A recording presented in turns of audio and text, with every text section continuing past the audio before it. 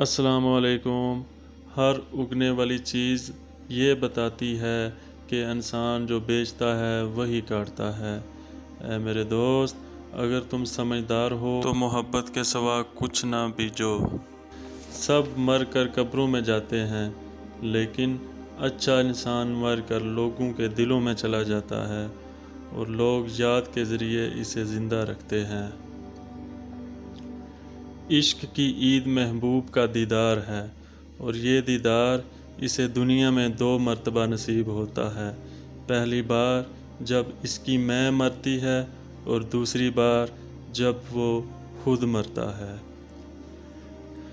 صرف پیسہ ہی رزق نہیں، بلکہ عقل، ادب، چہرہ، اولاد، علم بھی رزق ہے، اور اس سے بڑی بات کہ بہترین دوست بھی رزق میں شامل ہیں۔